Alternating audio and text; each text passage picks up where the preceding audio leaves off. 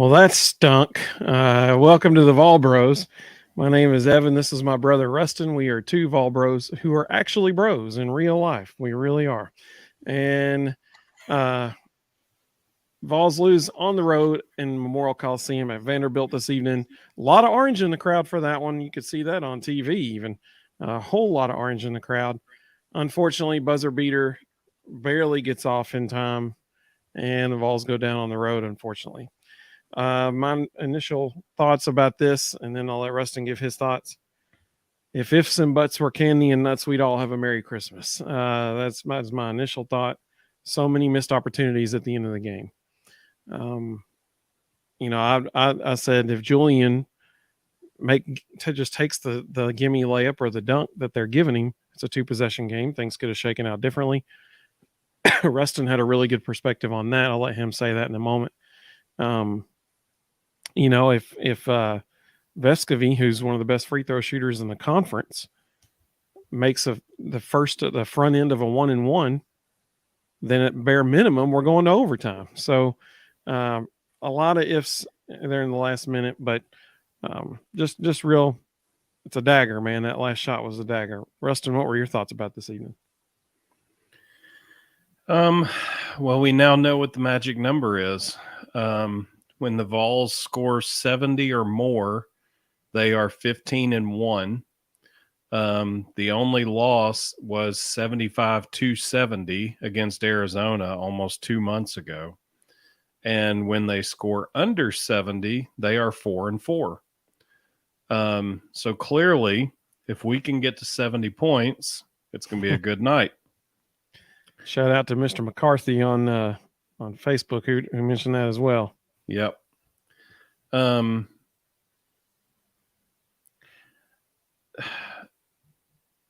Again, free throws. We only missed one free throw all night. We only took 3. So it's hard to say that one missed free throw lost the game. And I hate to even blame officials, because if you hit free throws, it's game over. If Santi hits both, it's a 4-point game. Game's over. I don't blame Julian Phillips. He's a freshman on the road in the SEC in a hostile environment. Clearly, everybody in the huddle was saying, hey, they've only got 2 team fouls. There's 18 seconds left. They've got to foul us 5 times in the next 18 seconds. Hold the ball. Clearly, no one was taking into account there's a true freshman in this huddle. Hey, if you get a breakaway, by all means, hammer dunk it.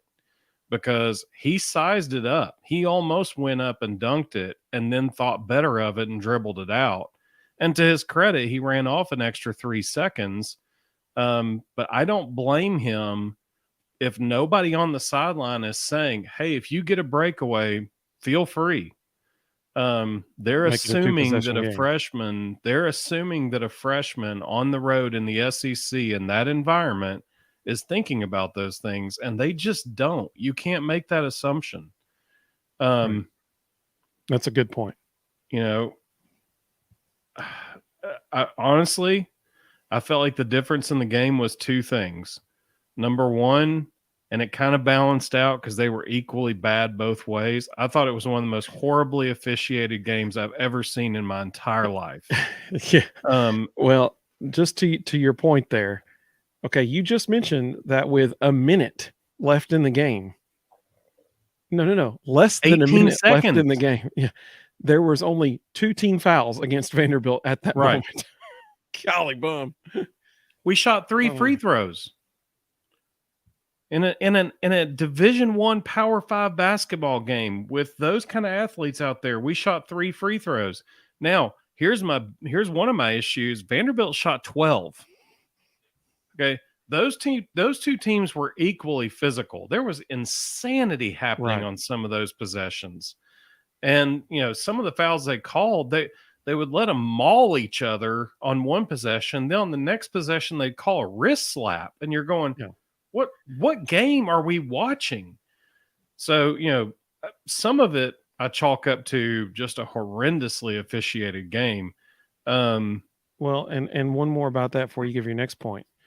So everybody was upset at the end of the Auburn game, saying the dude flopped at the final shot of the game. Whatever. No, you want to see a flop on a 3-point shot? The foul on Tobe Awaka in the corner tonight, that was a flop on a Yeah. 3-point shot. He didn't even make contact. Exactly. And in real time when it showed it from behind, you couldn't see that he didn't make contact. It looked like he did. But when it showed down the sideline, which was the angle the official who made the call had, he was like this far from the dude. He wasn't even. I was like, oh my goodness, I can't believe that just got called. That was a flop. But kudos Yep. to that guy. Awaka got it within the same zip code of him and he fell down and they called a foul on Awaka. Yep. And then the second thing, and I hate to keep harping on it, but I think we've all watched it happen in real time. This team will go as Olivier Commois goes. If he decides he's going to be a player, and just to be blunt, if he grows a backbone, we are going to be really, really good. But the greatest indicator that that's not happening, Robbins got his third foul with 19 minutes left in the game. Do you know how many fouls Robbins finished the game with? 3. Here's what I have an issue with. As soon as he got that third foul, they ran an isolation play. Olivier got the ball. He attacked him off the dribble. Robbins didn't really guard him, and he got a layup. And I thought, whoa, hold on. He's finally figuring it out. 2 out of the next 3 possessions, Rick Barnes called set plays to get Olivier the ball against Robbins again. On 2 of them, he took fadeaways. On the third one, he kicked it back out. And then Rick Barnes took him out and put Tobe Awaka in. How he doesn't understand that if he just continues to attack, and what drives me nuts is, do you know how many fouls Olivier finished the game with? 2, maybe 0. 3. Wow. Yeah. Go see if you can get a charge call. See if they'll mess it up and get a block. Go plow the dude and just see if they're bad SEC officials. They've been bad all night. They might call a charge a block. Take a shot. He's shooting fadeaways with 0 fouls in the second half. On a guy who's trying to get into foul trouble. Has to grow a backbone. If he will decide to be a player, we will make a deep postseason run. If he continues to do what he's doing, this is going to be a short season. We got some comments coming in. Our comments are open, y'all.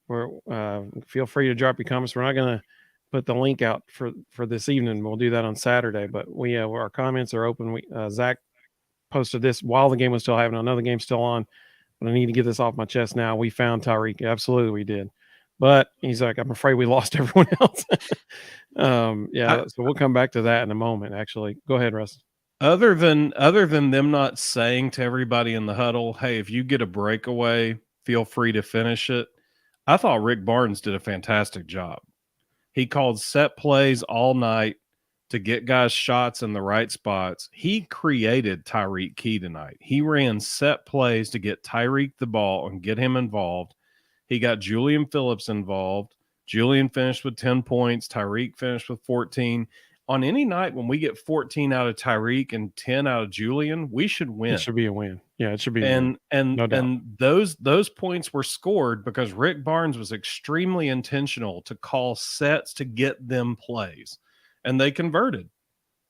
Zach I mentioned thought, about Olivier. I thought he did a fantastic job, and they just didn't finish. I mean, Santiago misses the front end of a 1-and-1, and honestly, and I somewhat don't blame him, but at the same time, I kind of do.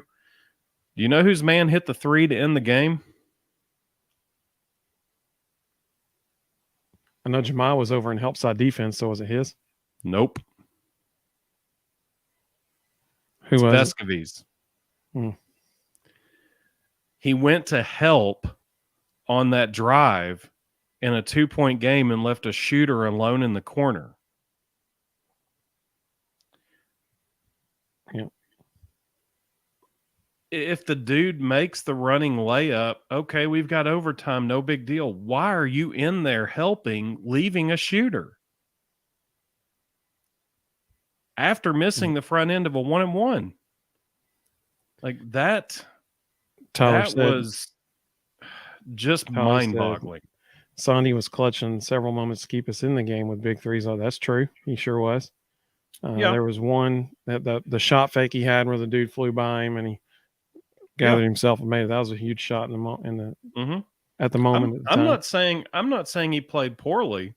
I'm saying in the last 10 seconds, he lost his mind. Yeah. Zach said, "Are we really?" I'm guessing he means battered Vol syndrome survivors after tonight. Hey, I'm glad you mentioned that because you can get your very own battered Vol syndromes. There you go. There's a hoodie right there. And on our website here, we got two different designs of battered Vol syndrome stuff.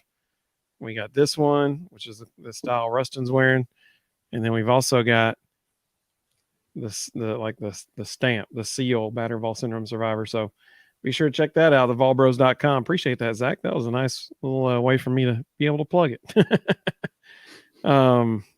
Let's see some of the other comments that have come in here. I'll stop sharing my screen now.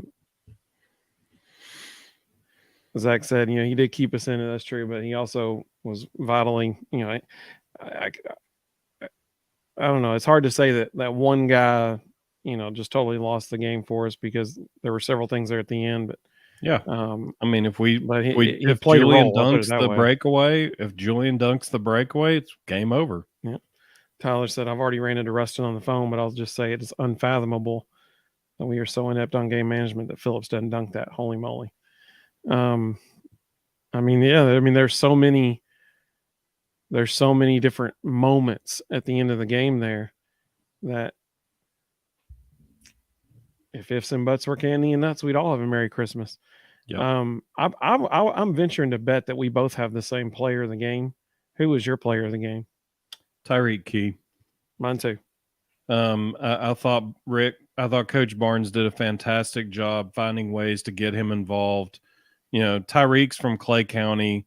For those of you who are old school TSSAA people, that's what used to be Salina.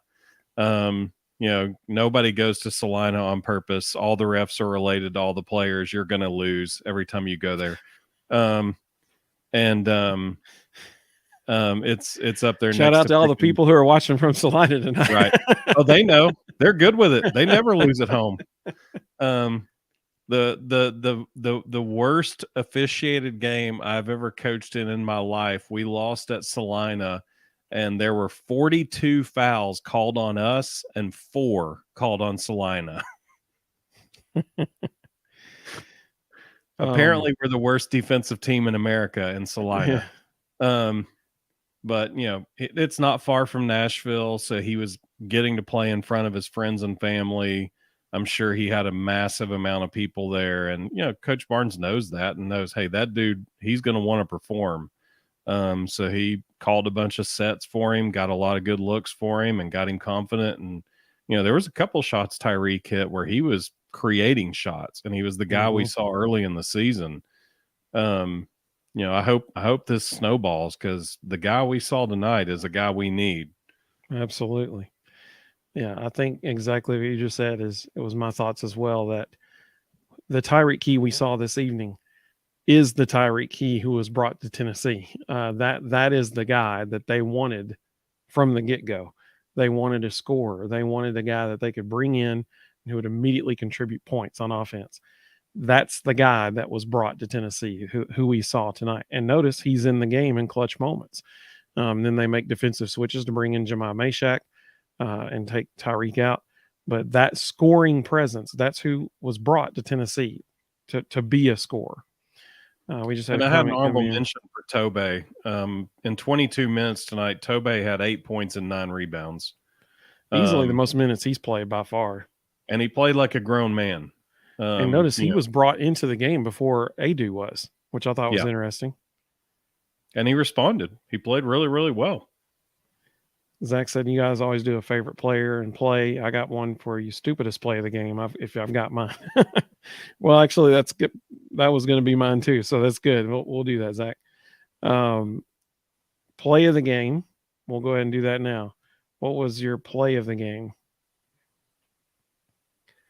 I don't think we should do play of the game and losses. All right. Well, I got one. I got one because mine. I got so if the last 3 minutes of the game had not happened, I was going to say the alley oop to Olivier in the first half when it was not a good pass and he had to reach back and get it and bring it. That was pretty impressive. Yeah. But then after Julian did not take the layup that was given to him and make it a 4-point game, that became my play of the game because that was a critically important moment in that game that instead of going up by 2 possessions, we didn't. But then after that, something else happened. Or no, maybe it was right before that. And I'm getting the chronology of it messed up here.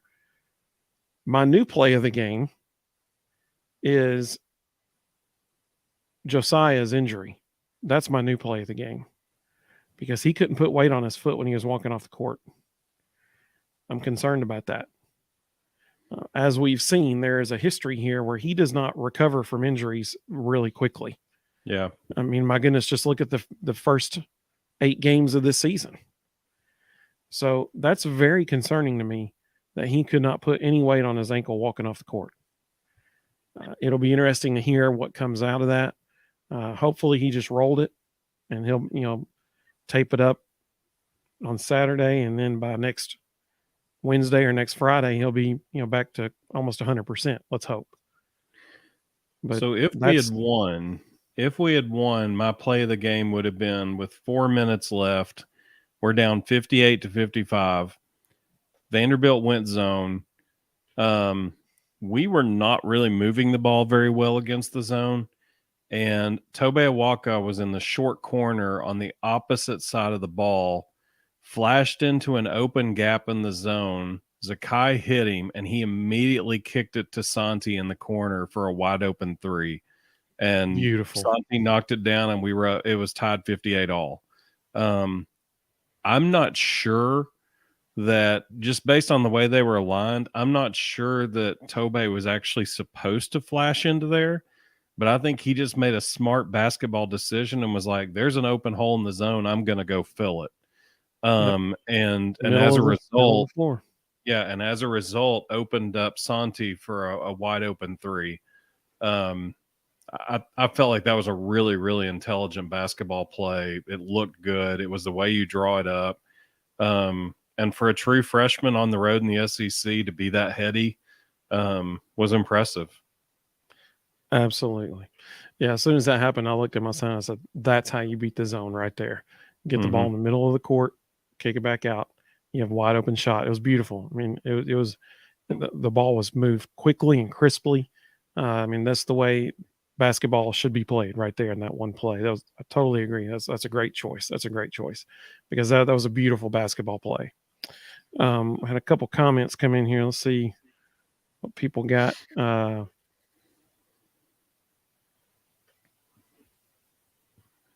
So Zach said his was stupidest play is the okay. So here's the deal. That's a good point. The play that Zach is referencing is when Olivier got a rebound and he turned to make an outlet pass, and a very weak outlet pass. Yeah, and Julian just turned and started running up the court. Okay, here's the deal. I kind of put that on Julian. If I had to pick one, he's a guard or a small forward. He's got to be able to bring the ball up the court. Olivier is making an outlet pass. Let's get it up and start going. He's looking right at him when he starts to pass it and then turns. I mean, want the ball. You know what I'm saying? Like, let's get it and let's go. They run the sideline break and they run it with the point guard. And the ball side wing on the rebound is taught to immediately sprint to the corner. So Julian Phillips recognizes that he's the ball side wing, and he immediately turns and sprints. It's just like, there was a couple of plays there where Tyreek got open in the corner in transition because he was the ball side wing and he turned and sprinted to the corner. It's Zakai's job to go get the ball, take it up that sideline, and if Julian beats them to the corner, get it up the floor to him. Olivier knows that. And that's why, if you notice, Olivier, the pass to Julian was real weak. It was almost like he realized as he was letting it go, oh wait, that's the wrong guy. But it was too late, and he let it go.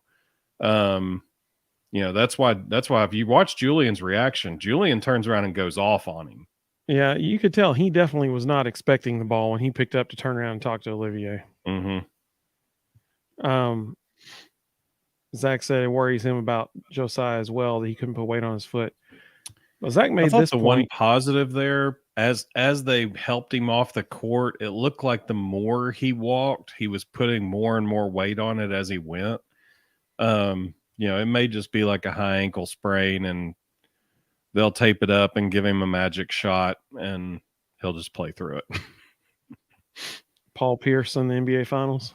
Mm-hmm. Zach made this point. I think this is a really, really interesting comparison, and I agree with it. He said Tobe Awaka is like a young Dennis Rodman. Mm-hmm. Dude He's just gets rebounds. I mean, he gets rebounds. I think it's a great analogy. Yeah.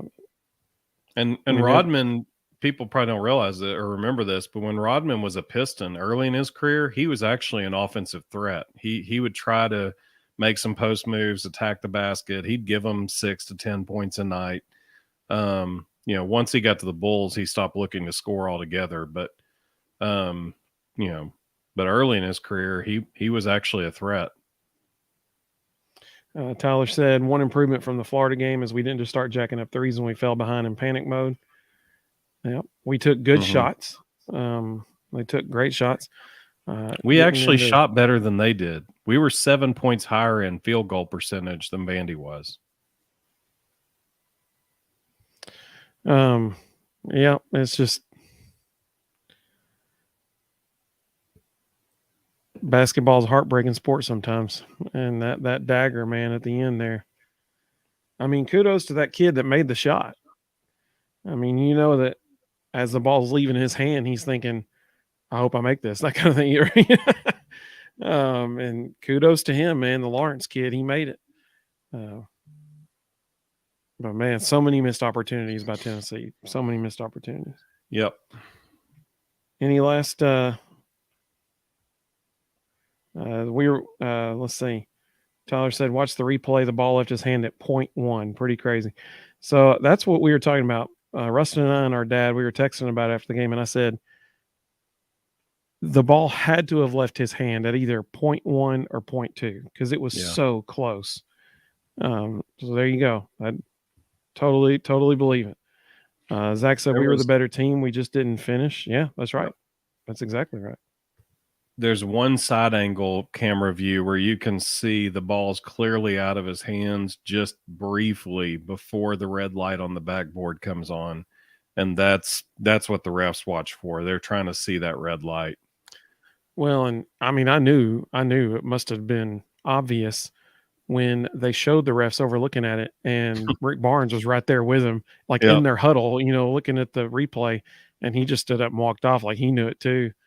So whatever they saw on that replay monitor, Rick agreed that, it's good. And he just turned around and walked off. I mean, he knew. Yeah. Oh, man. Well, that's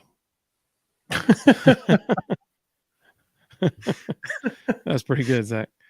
But, I mean, that's that what Rick did there at the end of the game. First of all, how much respect do those officials must have for Rick Barnes to let him be in their replay huddle? Because it wasn't like knew. I think he snuck up on them. No, they had to. I mean, he was like this close to their head, like looking in on it too.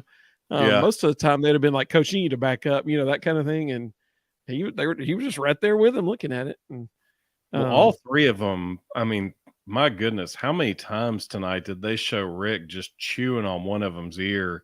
And how many times tonight did they show Jerry Stackhouse just dog cussing them. And like, he doesn't hide it well. You can read his lips. You know exactly what he's saying. And all three officials just took it all night. I wonder if there is a correlation between the raised court at Vanderbilt and the slipperiness of the court. Like, is there like some kind of like air conditioning deal when there's body heat on the floor that condensation gets on the floor more? Like, what's the deal? Because man, that one play where the dude took the shot from his rear end in the middle of the lane, and then the other guy tried to get that other guy. That dude's lucky he didn't tear his ACL when he came Yeah. to his foot Well, slid out from under him so bad. and then Zakai slipped on it too. Yeah. All three of them were sliding across. Yeah. Zach said Jerry is a classy head coach. Yeah. Jerry's got a mouth on him. Yeah. But I'll say this too. I would have liked to have seen Tennessee just switch it up a little bit. This is probably the only other thing that stood out to me. We didn't have a single possession tonight where we switched it up and went matchup zone or some kind of zone. Typically, Coach Barnes likes to go matchup zone. We never showed that. And the one thing I'll say for Jerry Stackhouse, from his time in the NBA, that dude's got 100 different quick hitters, and he's not afraid to use every one of them. And they execute. They run so many different looks, and they execute all of them. They're really, really good at all the different quick hitters he calls. And when you play constant man, that gets draining. When you're constantly sprinting around, coming off screens, there's a lot that goes into that. So Tyler said, I'll give Stackhouse credit for that last play. Yeah, I mean, it was a beautifully drawn up play. Yeah. Because, I mean, essentially you've got your biggest guy, your biggest guy setting the screen, handing the ball off.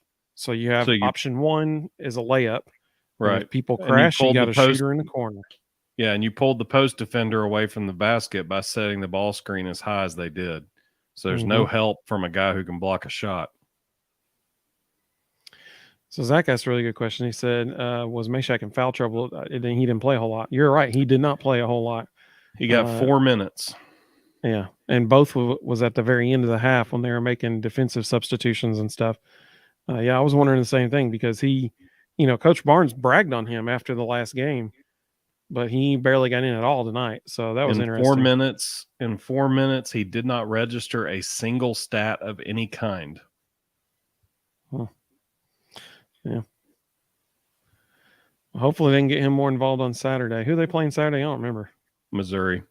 That's it. The other one that was a little odd to me, Urosh, and I know it sounds crazy to say it, but Robbins is a hothead. I would not have been too upset if Urosh had been able to go out there and just mess with him a little bit and maybe draw a cheap one. Urosh only played 3 minutes tonight. Yeah, all in the first half. And I think he picked up 3 fouls in 3 minutes. Like he was, or two, at least 2. Like he was the only person they were actually calling fouls on, or either team. Yeah. But, just like you were saying at the end of the Auburn game, officials have been told, watch this guy and what he does in the low post and defense and stuff like that. And they're watching him, man. Like they were, anything he did even remotely close, they were calling him for it. But he's also a load. And, one of Robbins's fouls was just a simple post up. And because Urosh is so big, anytime you put both hands on their back, it's an automatic foul on the post defender. And Urosh just had a basic post up, and Robbins put both hands down to hold him back. That was one of his 3 fouls.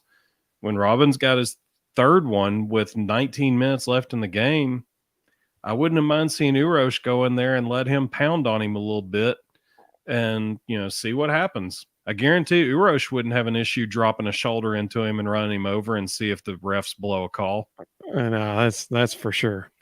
I was curious at the end of the game there, we left Olivier in to guard Robbins. Yeah. Olivier gives up probably 3 or 4 inches on him. I was surprised they didn't put in Adu or Euros just for that one last play, just to have a size, matchup on Robbins. But Right. Barnes, he's making the millions, not me. So, and Tyler's right. Like they all know, Mm-hmm. they know to look for him. Word has spread. His reputation precedes him. Oh yeah. They know he's a talker for sure. It's the same reason we talked about it after Auburn. It's the same reason Wendell Green didn't get that foul call at the end. They've all been warned that he's a flopper and he kicks his feet out. So even now, even when he actually does get fouled, they're not going to call it. Yep. Well, so we'll be live again Saturday night. I think I'm going to have a video coming out either tomorrow. It's probably be Friday. It'll be a fun little video. Zach said other people are always starting and he just finishes it. Maybe some of the time, but I think Euros probably starts us up.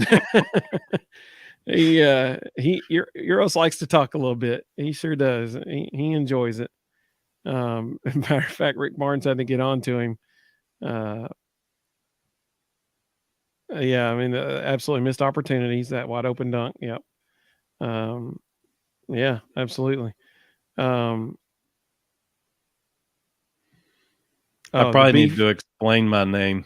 Yeah, go ahead and explain your name. For those who are watching on the audio version of this, Rustin always chooses a good name to put on the screen for himself. We actually have a bunch of people who download the audio version, and so kudos to you guys. Thank you all for listening. But this tonight it says beef, and so what's the beef stand for, Rustin? Balance, eyes, elbows, follow through. Elbow, follow through. When you're a little kid going to basketball camp and you're first learning how to shoot, every coach in America talks about beef. You got to have good balance. You got to have your eyes on the rim. You got to have your elbow into the ball, and you got to follow through. And typically they teach that standing at the free throw line, talking about how you shoot free throws. And it's the easiest way to practice those 4 letters. So after the way tonight ended, it seemed like a very appropriate thing to list as the name.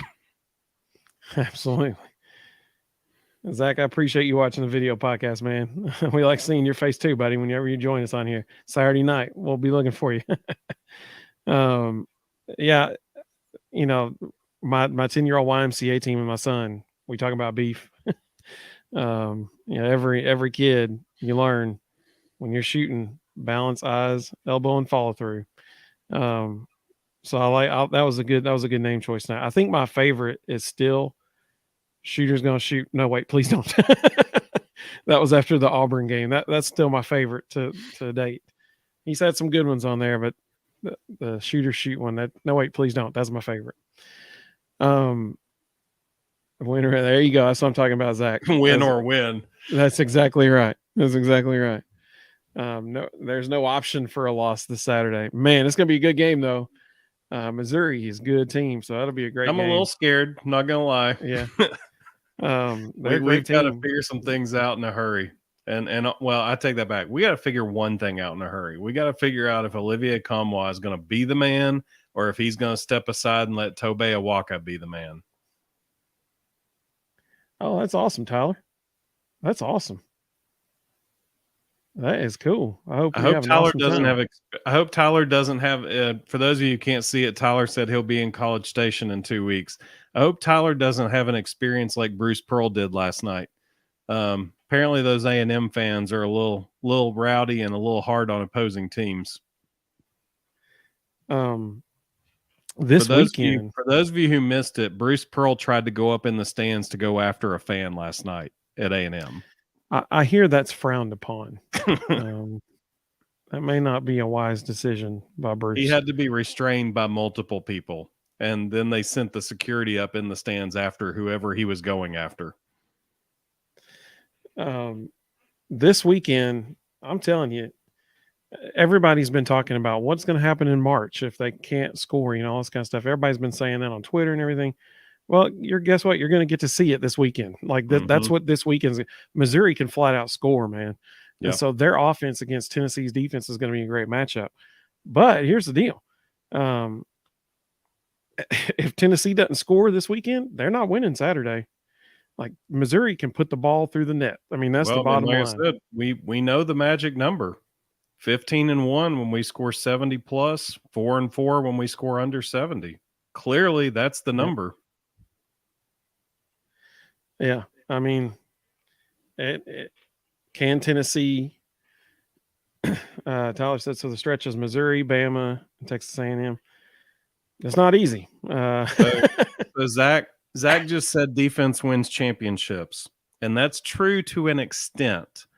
But you also have to score. And Kevin O'Neal is a fantastic example that you can be one of the best defensive teams in America and lose a lot of games. Yeah, I mean, well, like I said, we'll see it this weekend. Like this is a NCAA tournament type game. It'll have a really good atmosphere in TBA. Mm-hmm. It's they're going to have to score. Like that's the bottom line. They're going to have to play incredible. They're going to have to play a really good game. They're going to have to play a complete game.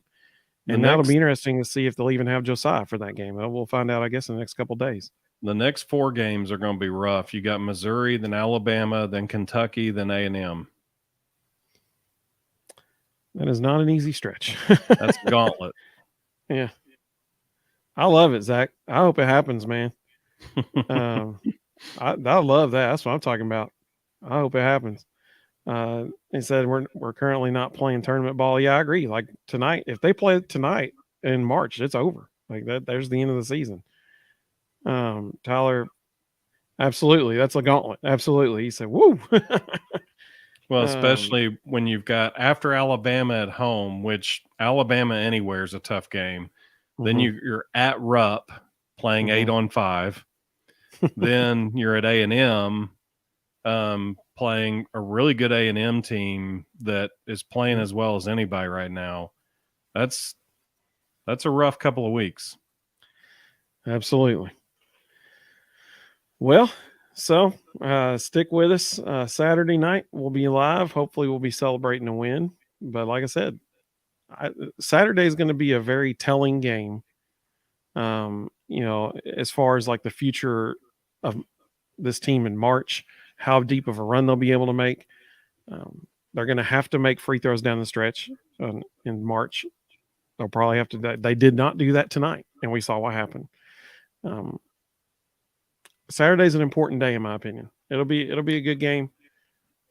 Go ahead. Saturday's going to be weird, and it's going to be a tough one. They're going to have to find a way to dictate tempo, but still be really efficient offensively to get over 70 without allowing it to become a track meet with Missouri where they're both scoring in the high 80s, low 90s.